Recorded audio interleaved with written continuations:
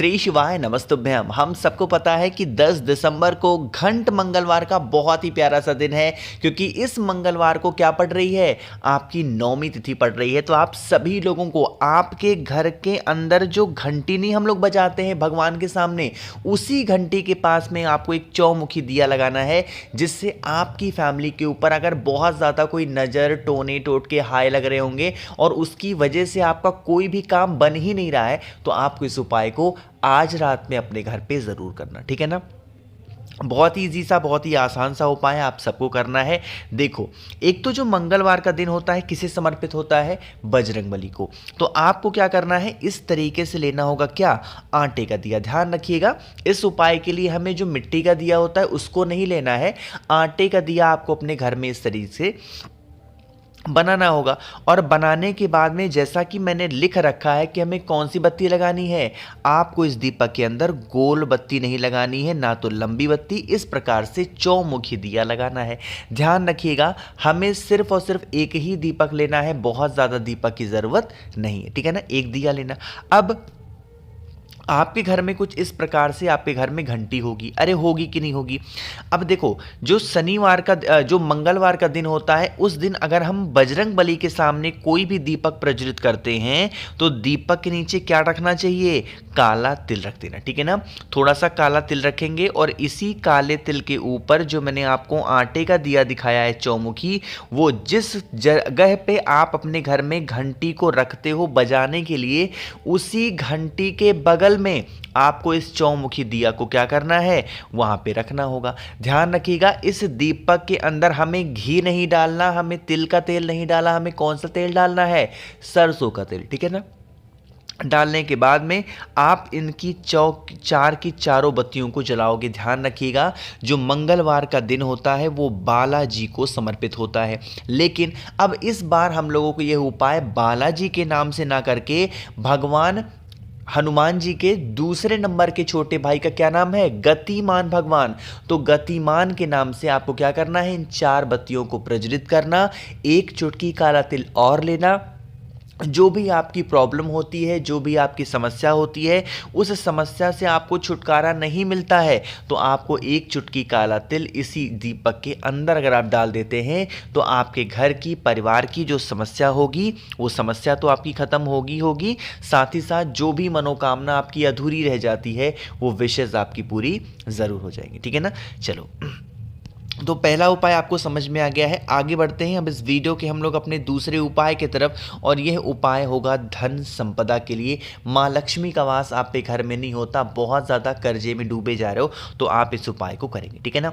अब इस उपाय को बताने से पहले आपको इस उपाय को करने का समय मैं आपको निर्धारित कर दूँ, क्योंकि इस उपाय के लिए समय की सीमा बहुत ज़रूरी है, ठीक है ना। देखो, इस उपाय का नियम कहता है कि आपको यह उपाय, एक मिनट, आपको यह उपाय कब करना चाहिए, प्रदोष काल में। ध्यान रखिएगा, अगर प्रदोष काल में आपको टाइम नहीं मिल पाता है तो आप इस उपाय को रात में 9 बजे के बाद करेंगे, 9 से 9:30 के बीच में करेंगे। लेकिन कोशिश करिएगा, अगर प्रदोष काल में कर पाते हो तब तो बहुत अच्छी बात है, और अगर प्रदोष काल में नहीं कर पा रहे हो तो रात में 9 से 9:30 के बीच में करेंगे, ठीक है ना। अब यहाँ पे हमें ज़रूरत पड़ेगी इस तरीके से शहद की, ठीक है ना। शहद लेने के बाद में हमें ज़रूरत पड़ेगी शमी के पत्ते की। कितने, 7 शमी के पत्ते आपको लेने हैं, बहुत ज़्यादा आपको लेने की ज़रूरत बिल्कुल भी नहीं है, ठीक है ना। 7 शमी के पत्ते लेना, और जो आप लोगों ने शहद लिया है उस शहद के अंदर उन 7 के 7 शमी के पत्तों को क्या करोगे, आपको डाल देना, ठीक है ना। अब इन्हीं शमी के पत्ते को शहद के साथ में लेके पहुंच जाएंगे महादेव के शिवलिंग के पास में, ठीक है ना।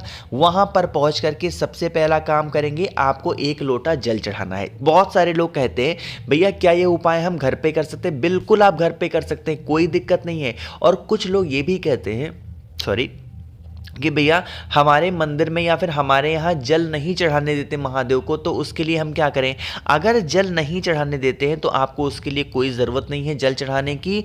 आपके पास में जो शहद है जिसके अंदर आपने शमी के पत्ते को डाल रखा है, कितने, 7, उन्हें एक एक करके महादेव के शिवलिंग के ऊपर खूब अच्छे तरीके से क्या करना है, आपको चिपका देना है, ठीक। जो भी व्यक्ति इस प्रकार से, हाँ एक चीज़ मैं बताना भूल गया आपको, आपको यहाँ पे भगवान भोले शंकर का अवधूत रूप ध्यान करना है, इसीलिए अवधूतेश्वर महादेव, कौन से महादेव, अवधूतेश्वर महादेव के नाम से आपको क्या करना होगा, एक लोटा जल भी जरूर समर्पित करना, ठीक है ना। करके देख लीजिएगा, आपकी जो प्रॉब्लम्स होंगी, जो समस्या होगी, वो सारी समस्या खासकर धन संपदा को लेकर खत्म जरूर हो जाएगी, ठीक है ना। करिएगा जरूर। 2 उपाय आपको समझ में आ गए हैं। आगे बढ़ते हैं अब इस वीडियो के हम लोग अपने तीसरे उपाय की तरफ, जो कि बेलपत्र के साथ में करना है।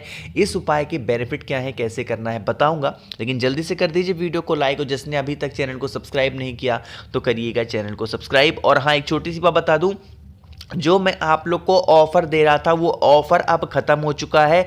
9 दिसंबर रात 12 बजे तक था। जिन भी लोगों ने 9 दिसंबर रात 12 बजे से पहले मुझे मैसेज कर दिया था ऑर्डर के लिए रुद्राक्ष का, तो मैंने उन लोगों का सभी का रुद्राक्ष पैक कर दिया है और आज या कल मैं उसको भेज दूंगा। लेकिन अब अगर आप मुझे मैसेज करते हो तो ऑफर का कोई लाभ आपको नहीं मिलेगा, ठीक है ना।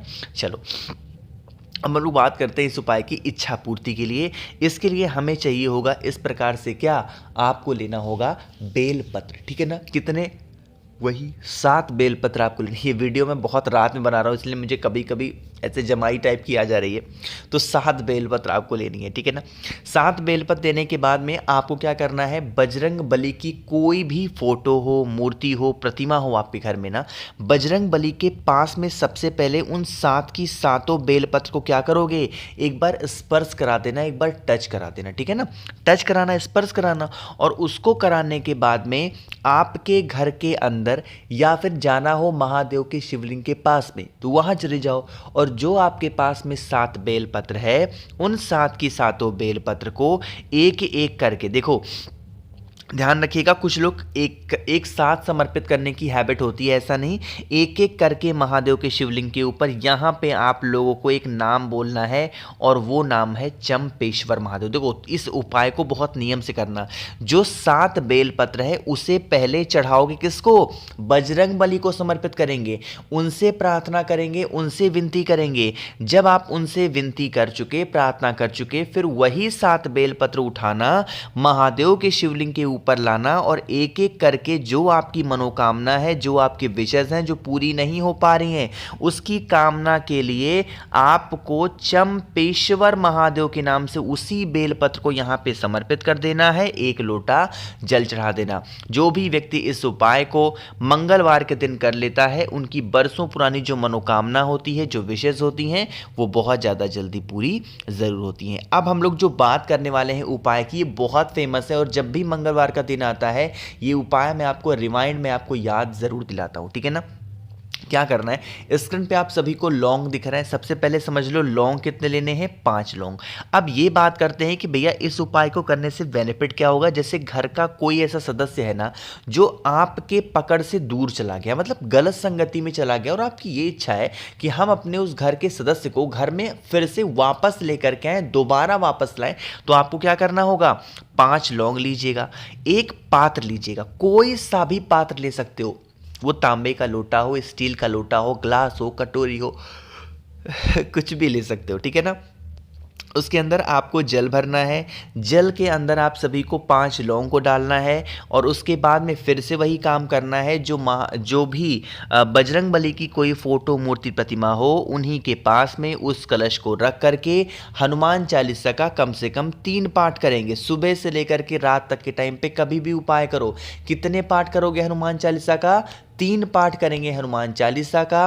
आपको दीपक प्रज्वलित करना है, जब वो दीपक ठंडा हो जाए तो उसके बाद में इस लौंग के जल को वहां से उठाना, किसी छन्नी से छान लेना, उस जल को संभाल करके रखना, और इन लौंग के टुकड़ों को किसी पेड़ के नीचे फेंक देना। जो जल लौंग वाला आपने छाना है, जो भी व्यक्ति घर में आपके गलत दिशा में चला गया है, उस इंसान को धीरे धीरे करके अगर उसे पिलाना आप स्टार्ट करते हो तो उसकी जो दिशा होगी, दशा होगी, दोनों में परिवर्तन देखने को ज़रूर मिलेगा, ठीक है ना।